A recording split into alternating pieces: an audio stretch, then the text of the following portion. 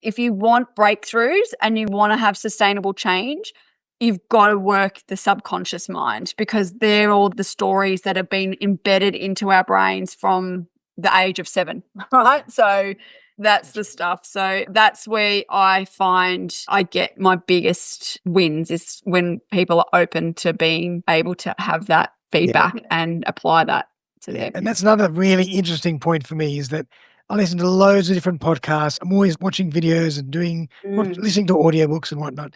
And there's so much great material, and a lot of people and coaches focus so much on just mindset rather than the tactics of whatever else they're doing because of that reason. Welcome to Playing with Perspective, the suspended animation podcast, where we hear real stories from real people and we tackle all sorts of fun topics in the areas of business, marketing, entrepreneurship, mindset, the arts, and, well, life itself. It's amazing what you'll pick up. Thanks for joining us.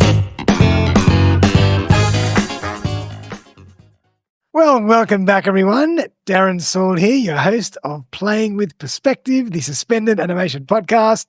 It's episode 253. I hope everybody's doing really well. I have got Nicole O'Sullivan here from Bird's Eye View Consulting. How are you, Nicole? I'm great, Darren. How are you? Very, very well. Thank you for joining me. Thank you for having me. It's been about 5 years in the making, this podcast, I think. So back in the beginning, I think. I think so. Early days. Way, way back. But I'm glad you're here. Thank you. We're going to be chatting all about the new era of sales. Stop selling, start connecting. I love it. Yeah. So I'm going to give everybody a little bit of a bio into Nicole.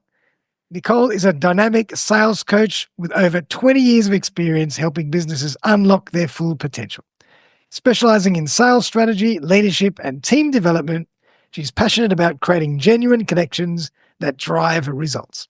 With a background in NLP and DISC, Nicole's unique approach combines psychology with practical techniques to empower teams, build confidence, and boost performance. Her mission is simple: create the world's greatest businesses by developing the world's greatest salespeople.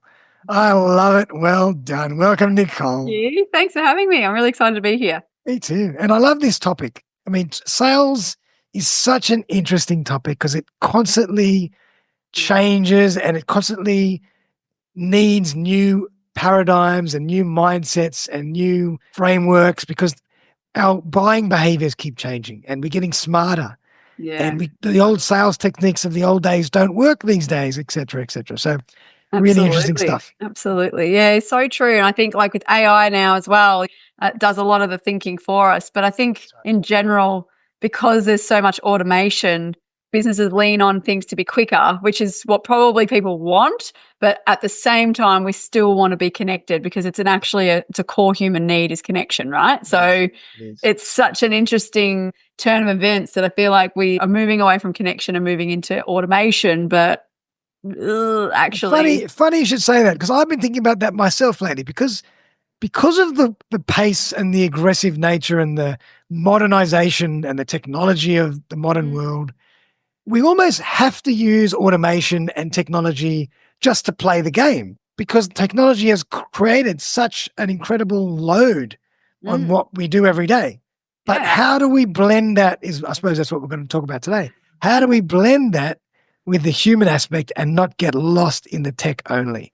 100%. I think it's a great topic, and probably, a lot of people thinking that like, I need to be in the AI world to keep up. And probably you do, but look at it as a tool. Like it's another thing that you could be leaning on to help make things a little bit quicker to do things. You might have to take a few steps out of things, and a bot can take over those things, which saves time, which probably, I don't know about you, Darren, but I hear a lot of the times like, I just don't have time to do X and Y. So great. Use that to help with your time management so that you can have more time, but you shouldn't be spending less time with customers face to face, over the phone.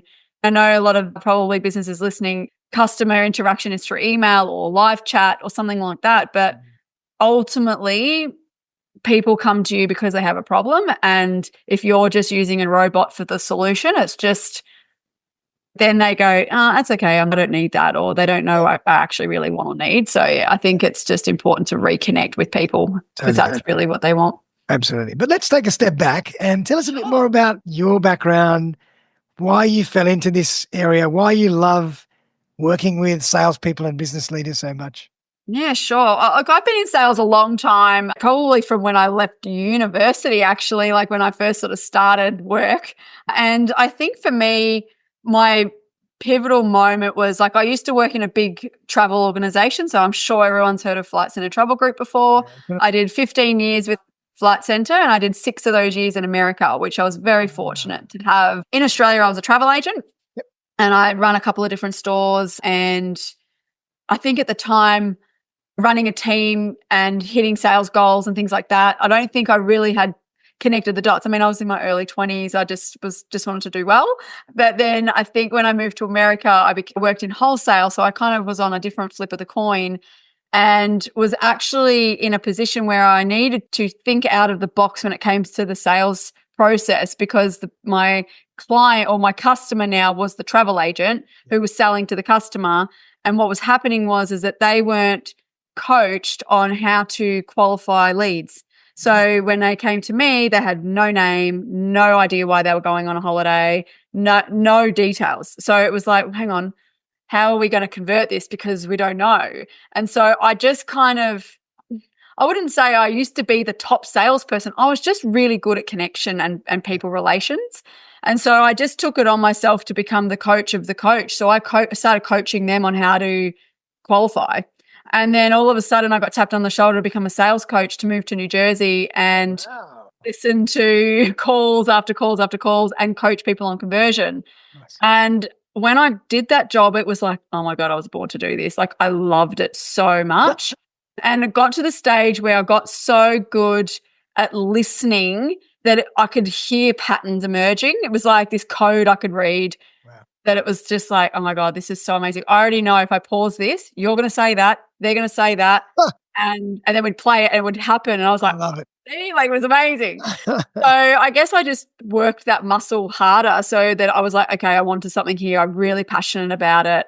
And then when I finally moved back to Australia in 2017, I did a couple of other roles in leadership, so what have you. And then I got tapped on the shoulder to actually business coach and sales coach a little agency over in the US. All right. So I did that. And then I was, a couple of years into that before they were going to move me over there, and then COVID hit. So I had to pack my bags and move back home. And then I left travel altogether. I just, as everyone can probably appreciate, it was a industry that got pretty impacted with COVID. And so I moved into retail. So I was a retail area manager for Victoria in a jeweler's business. Okay, great. And then I left there and then went into construction. So I did construction for 2 years. I worked for CSR, Gyprock, and I was an area manager. Hard hat on? Put my hard hat on, my fluoros on. I had my work boots, you name it. I was doing that. And I guess that really taught me that sales is sales and people are people, and leadership is key and culture is key in any kind of capacity. And so, and then I started my business again. So I put my business on hibernation and then I unhibernated in 2023. And I have worked really hard to build up my brand of what the expertise that I've been able to do in the time that I've done it. I've just gotten so many amazing results time after time after time. So I just want to help so many people, as many as I can. So far out, that was a long-winded answer. Sorry about that. But that's kind of my story. No, it's great. Love it. So obviously you've seen a lot of things. You've been in a lot of different industries, but it's beautiful that you've also been able to highlight the patterns and the underlying behaviors that are common to every industry and every business as well.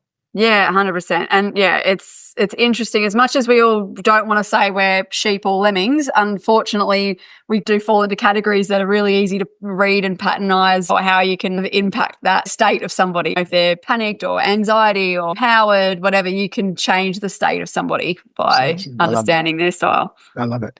Yeah. And so let's talk about sales. I want to dive into sales. Yeah, let's do it. Obviously, we've come a long way since the old days of selling and the hard closes and those kind of really aggressive sales techniques. Where do you find where we are now, how is it? Do they still work at all? Do we need to change totally? Oh, look, I think there's still some basic sales skills that still work today. Like, I think it's been interesting living in two different countries, right? Like America, they love being sold to, like they love it. Whereas Aussies really kind of cringe, like, oh, stop, But at the same time, I think, like I said before, it's always about how you listen. And I think one of the things that I do in my business is I mystery call businesses. So if you say, I want to do some work with you or what have you, I mystery call them first and see, as a customer, what do I experience from your business? And it's so, again, it's a pattern. We just don't listen. And that is something that we're programmed now to respond instantly versus really taking in what someone's actually saying and actually being able to build rapport from just those opening statements. So 9 times out of 10, when I hear calls, either I'm conducting myself or if I listen to calls of other people's, the customer tells you in the opening statement at least 3 key things about themselves and whoever is important to them, and we don't listen. We don't listen at all. We just go straight into our script. Straight into the script, straight into, oh, I've got to sell, or I've got to get this closed, like always be closing. I think that's long gone. That's out. Just connect, like build rapport, build relationships.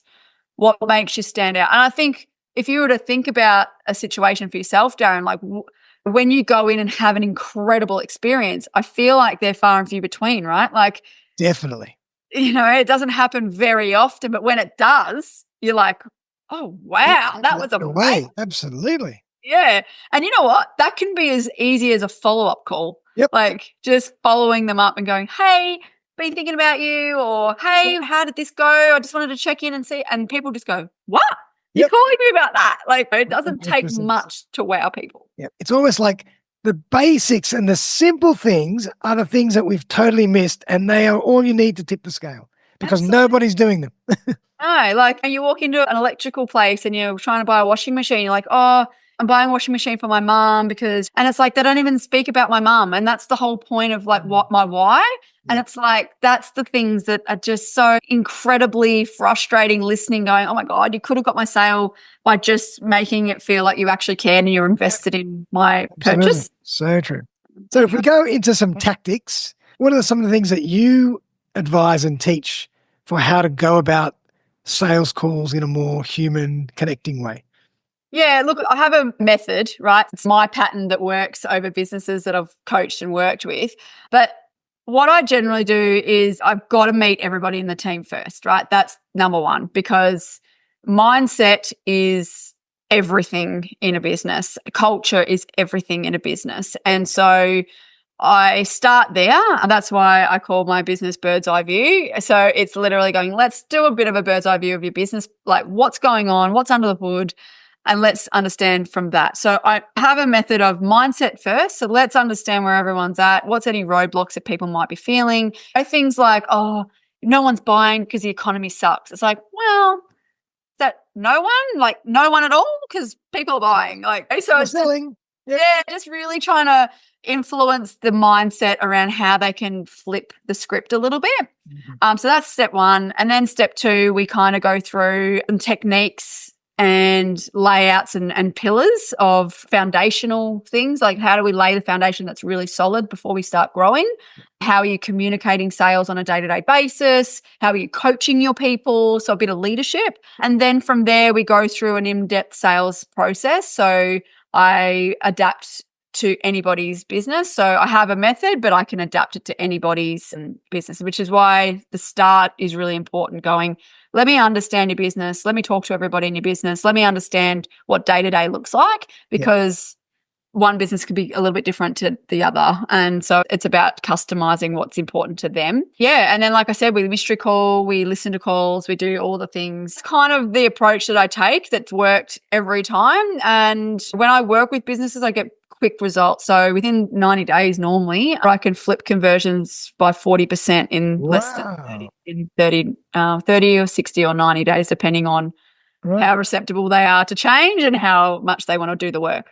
And that's actually a good point. What general percentage are happy to receive change, and how many people are always pushing against it? Well, it's interesting because I feel like those that come to me kind of just go, yeah, we want to grow our sales. Because I think I say this a lot, but sales is the lag effect, right? Sales is the output of what's been going in behind the scenes. So like what's the behavior, what's the mindsets, what do they do every day to get the result?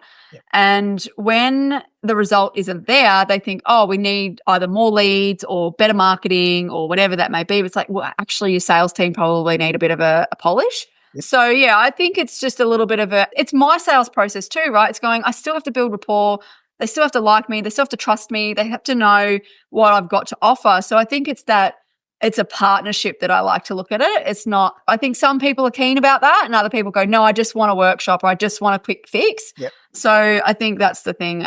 For me, it's the Mary Poppins approach. Like, let me partner with you and I won't leave until I know that you're cool, like that you've got a good thing in place. Yeah. To me, that would make me much more comfortable than just do a workshop. Do a workshop. I call it the sugar spike, right? You might have a quick result, but then it will lag down pretty quick. That's right. Yep. Awesome. Yeah. So where does questioning, empathy, listening come into this?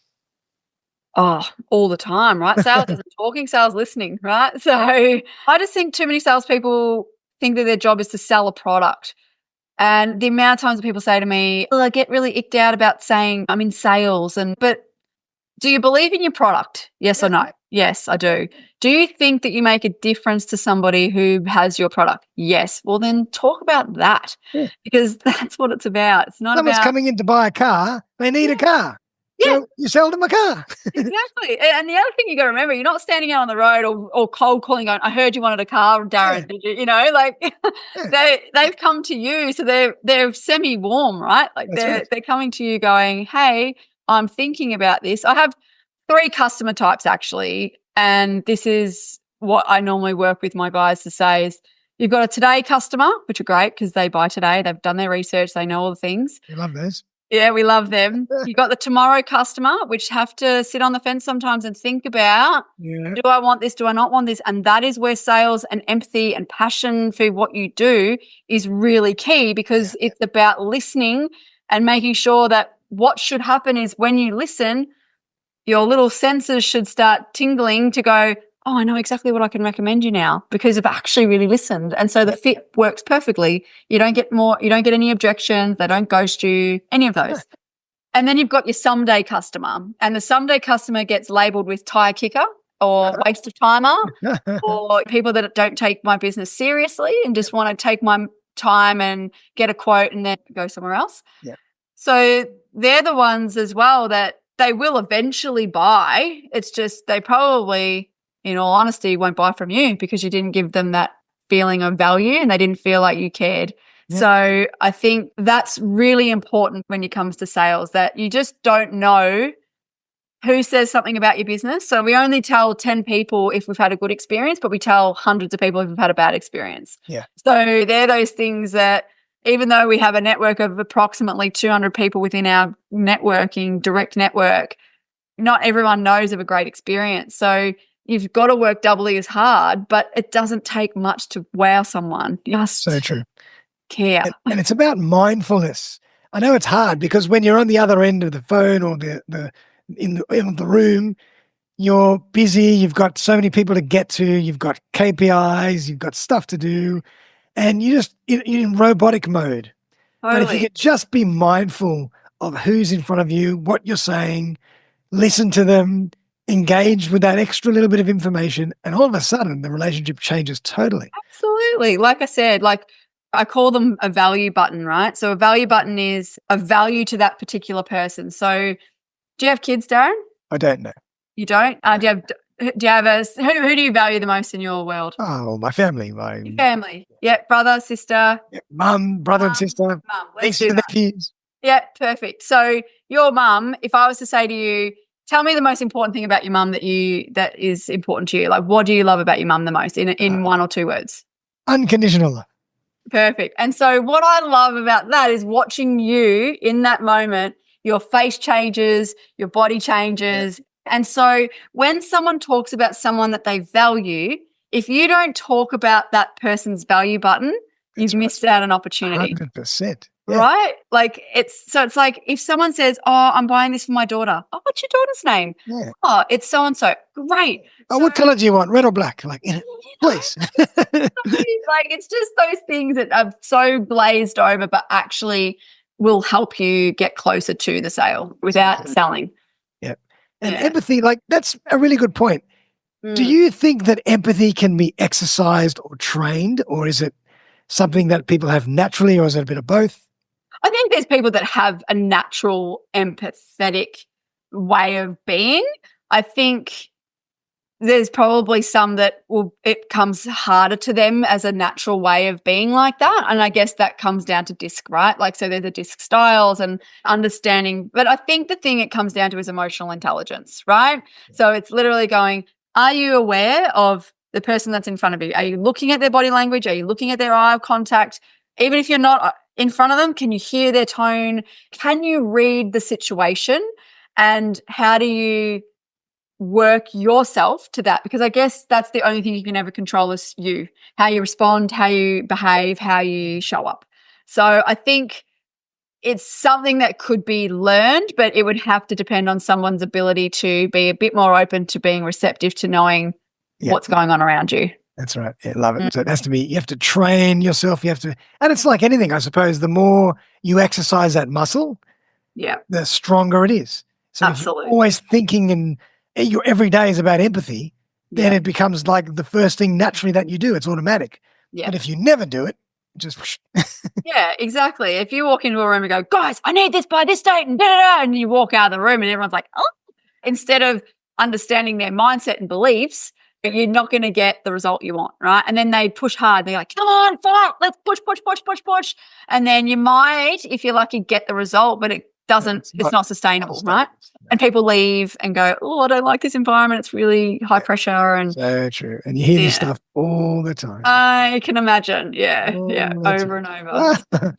Now, I want to talk about storytelling as well, because Sure. storytelling is something that is becoming so prominent and top of mind these days. And it's becoming a really important element Yeah. in the sales dynamic is that people Mhm. need to hear there's a great phrase, your signature story. Mhm. Or what are your thoughts on that?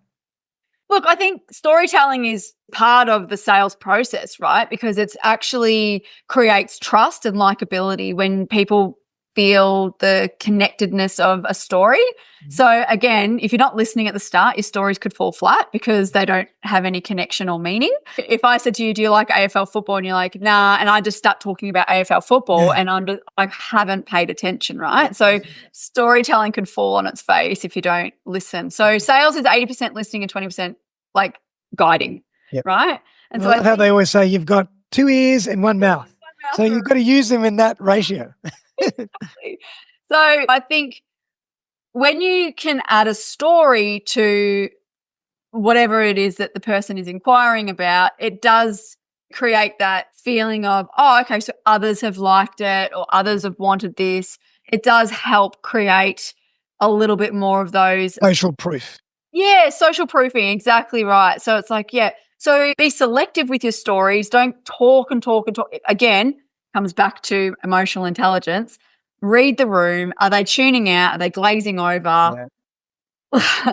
If they are, stop telling your story. Yeah. Change your story. Stop, ask them to tell a story instead. Exactly. So they're the things that are important. But storytelling is vital for building rapport Yeah, because I it think just so. makes that human connection Yeah, I better. love it. I love it. And what about tech these days? I mean, we started off talking about technology Mm. and all the tech that's utilized now in the sales process. Yeah. Where do you sit with what tools should you use? What tools shouldn't you use? How much should we bring in tech? Yeah, look, I honestly think tech's a bit of a game changer if used effectively, right? Like CRMs, all those things. But then you've got AI. Well, they can handle now routine inquiries and things that was taking you maybe a little while to filter. That's just smart business, right? That's just being innovative Oh, yeah. of where you are. So it's just kind of going, if you're not growing, your business is going to die anyway, right? So start evolving. So I think leaning on AI, leaning on virtual assistants, all those kind of things that are out there to help you save time, because I think one of the things that is really prominent in business is that when you're a business owner, I think there's this perception that you have to know every part of the business. And yeah, sure, you need to be across every part of the business, but you don't have to be an expert in every part of the business. No, especially So nowadays, there's too many parts. so many parts. And like, I'll be really honest, I am terrible at finance. Like, give me a spreadsheet. I'm like, oh, I know how to read a P&L and I know how to do the basics, but oh, like it's not something that I enjoy doing, right? So it's going, so I know it's an important part of my business. So I have a really good finance person. Right? I have a really good bookkeeper that I go, hey, can you just do that? Because Yep. I don't have time to put energy into that. So it's just going, use technology in your favor, especially in parts that are a weaker part in your business that you find is a bit of a challenge. And I guess the thing is going, think of tech as it's an enhancement tool. It's not going to replace you. Right? I think that's really important. And I think AI is creating a little bit of that fear out there of like, oh, our jobs are going to be taken over by a robot. Well, only if you let it. And let's be honest, hopefully not anytime in my future, but there's no empathy from a robot. There's no connection. No They're storytelling from a robot. There's nothing like that. Nothing like that. So don't be feared that that's taking over.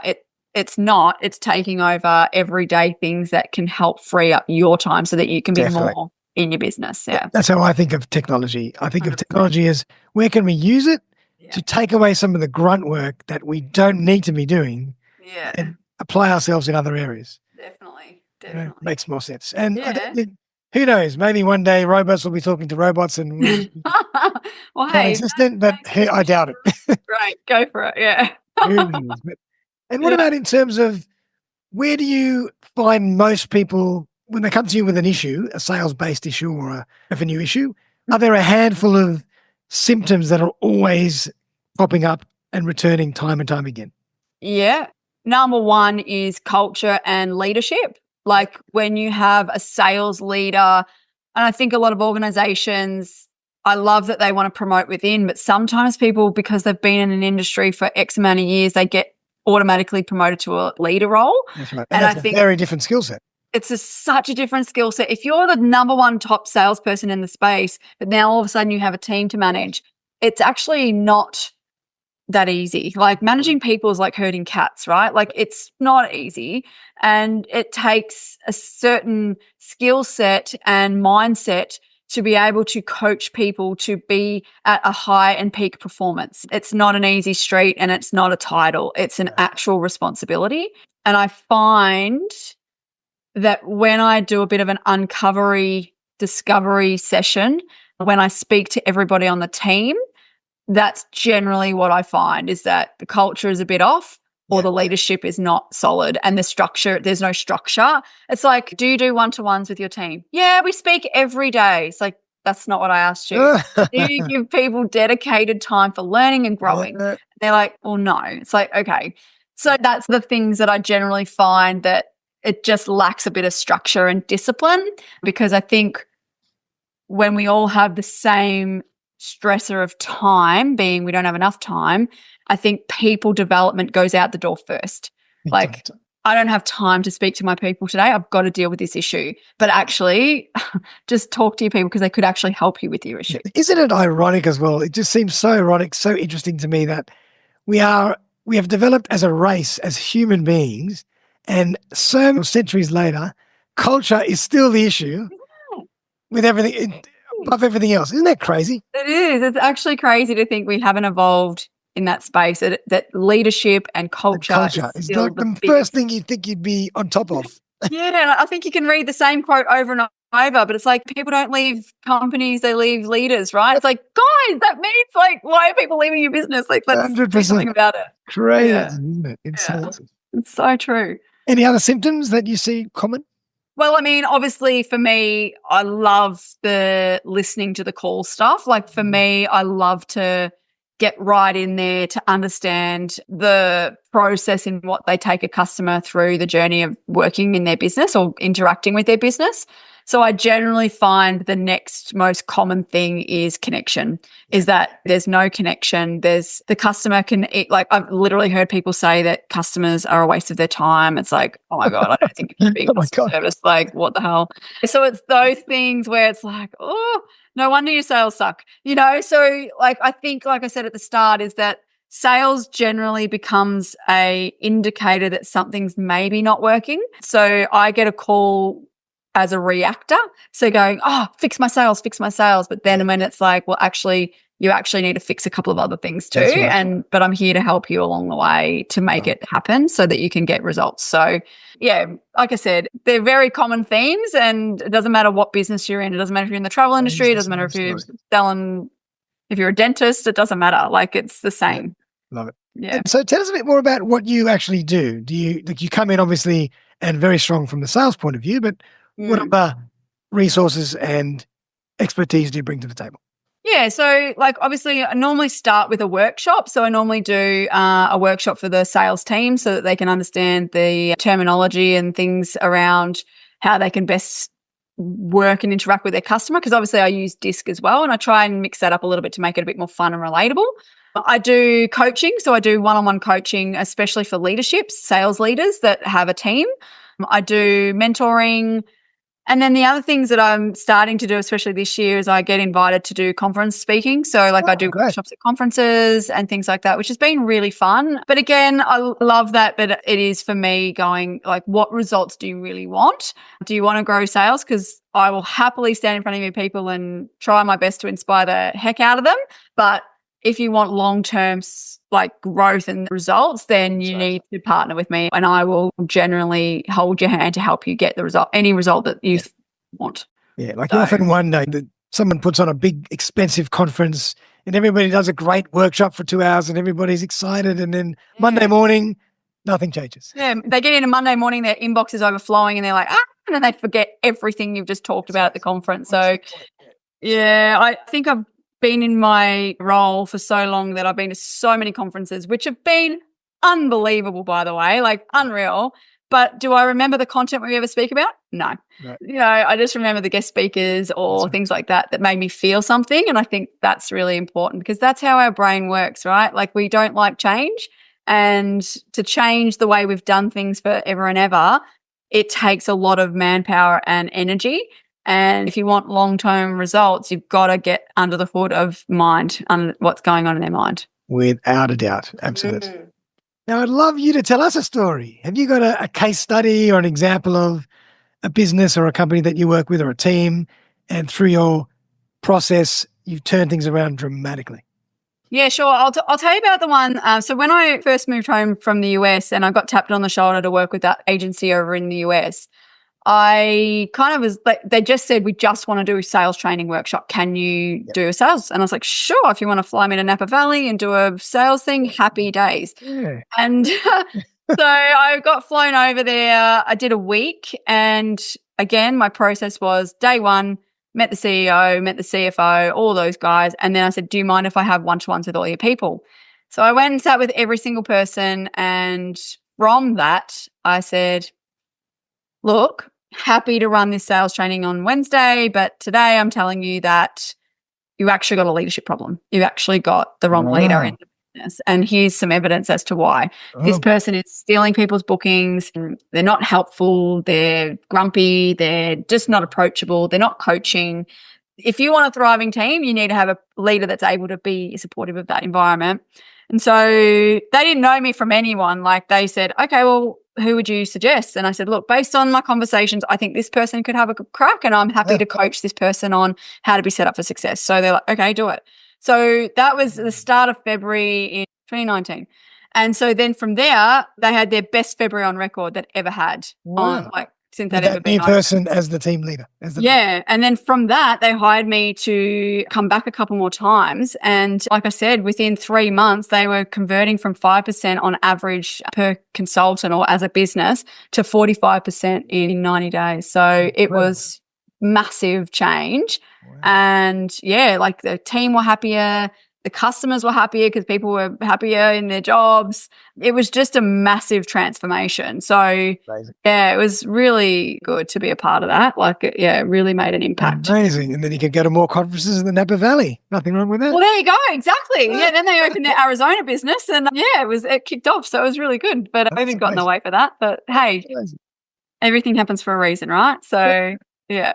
And so do you work now globally, locally? You'll do a lot of stuff on Zoom or Teams as well? Yeah, globally, I have a lot of USA clients as well that I still work with. I've built some good relationships over there. And obviously, look, I did spend majority of my career in travel and tourism. So a lot do come to me because of the experience I have in that space. Yeah. So a lot of businesses that I do work with is in the travel and tourism industry. But that's not to say over COVID, I've had other industries come to me, dental practices, mortgage brokers, right. Those kind of guys that are like, hey, I need some help with some sales connections and how do I get better conversion? So yeah, that's kind of where I play in that space. I'm kind of open to having a chat and seeing what your biggest pain point is and if that's something that's a good fit, because sometimes I might not be for everyone.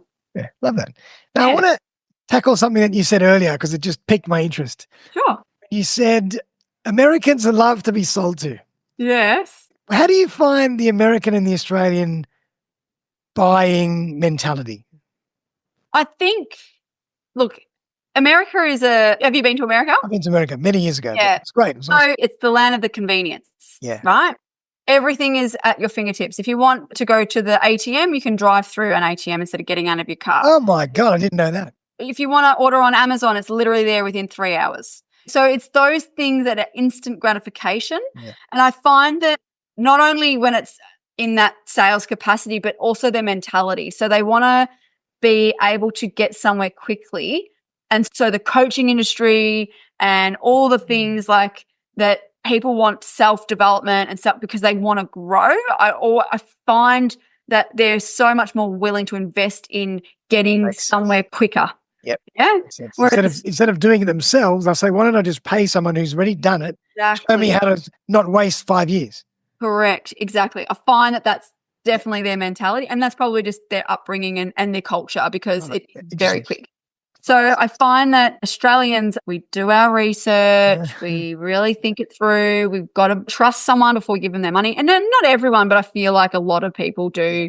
We're a bit more skeptical, are you scamming me? Are you trying to get my money? Like, what are you going to do for me? Yeah. That kind of thing. That's what I find a big difference. And interesting when you said Americans love to be sold to, like they'll go to these presentations, webinars, and they'll lap it up. Whereas Australians sometimes will say, a bit too much now. Yeah. Or they'll drop out of the Zoom or they'll drop out and they're like, I'm going to get out before the pitch hits me. One of the things that I love in what I've learnt in my time is that human behavior element of change. Like, I think if we could all just click our fingers and get what we wanted tomorrow, if we had a goal and we could just go, let's just get it tomorrow, like I'm sure we would all do it. But that's the thing, is that change takes time and change is uncomfortable. Yeah. And I think that when you learn that about that's just how our brains are wired. And two, when you actually work that out and you start going, nope, that's a roadblock. Nope, that's a limiting belief. Like those things that you start to pull yourself up on and have that awareness piece. Yes. Like I find that they're the people that really go far because they're open to having that self-critiquing and even having a coach to self-critique. Like some of the one-to-one private coaching that I do, it's like, is that a true statement or is that what your mindset is saying? Yes. And they're like, always believe for some false reason. Yeah, exactly. So I always think of it like a good analogy to think is like the movie Alien, how it's like the big alien, that's your conscious mind because it's moving and doing, but the little alien inside, that's your unconscious mind, calling all the shots, making all the decisions and things like that. So it's kind of going, if you want breakthroughs and you want to have sustainable change, you've got to work the subconscious mind because they're all the stories that have been embedded into our brains from the age of 7, right? So that's the stuff. So that's where I find I get my biggest wins is when people are open to being able to have that feedback and apply that to them. And that's another really interesting point for me is that I listen to loads of different podcasts, and I'm always watching videos and Mm. listening to audiobooks and whatnot. And there's so much great material, and a lot of people and coaches focus so much on just mindset rather than tactics of whatever else they're doing because of Mm. that reason. Yeah, Fascinating. absolutely. That's Well, plays such a big part. it is, and I'll be a little bit vulnerable for a second here, but I'll tell you. So when I lived in America, I lived the dream, American dream, and I was extremely overweight and unhealthy. And so when I moved home, I can tell you, if there was a diet out there, I have tried every diet under the sun, like every diet. Wow. And so when I got home, there was a moment for me that I was going to be a bridesmaid for my sister in her wedding, and I had this bridesmaid's dress on, and I looked at myself in the mirror, and there was something inside of me that clicked, and I went, no more. This is it. I'm done. Wow. And so it's taken a long time. I've been home now 8 years this year from America. And so it has taken a long time. The start was really hard to get disciplined, but I've lost 45 kilos in like Wow. 7 years. No I've way. kept it off. And it's like, Amazing.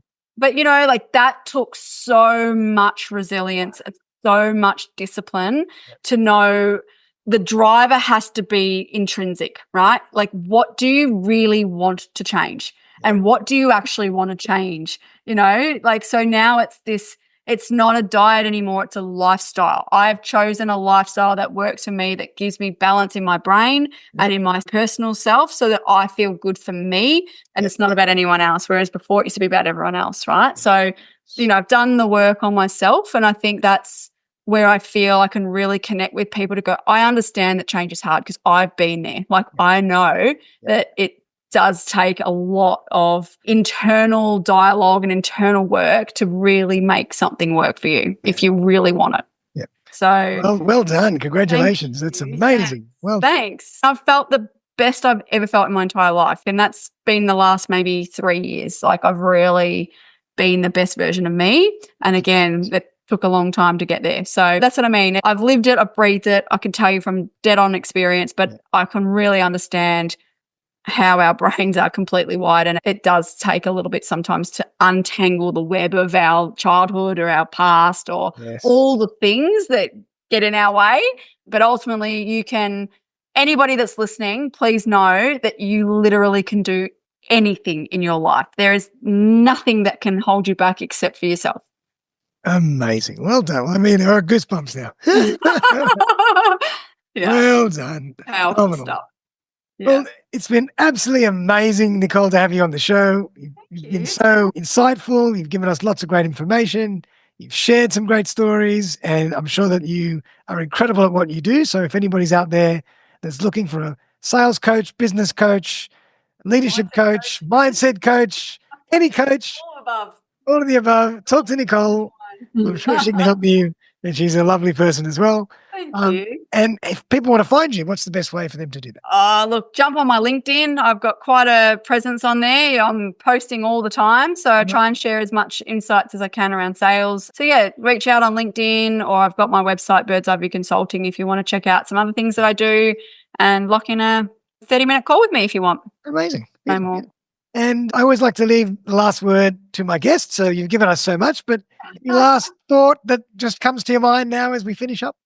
Just remember, sales is about people, not product. Really, that is the biggest thing. And stop selling, start connecting, because ultimately, if you can really honestly build a relationship with someone, you'll go on the date, you'll go on the next date, you'll get engaged to you, they'll get married to you, and then all of a sudden they've got their referrals, all the things. Like, you can blossom such an incredible relationship with customers if you actually care about why they're coming to you in the first place. So just care.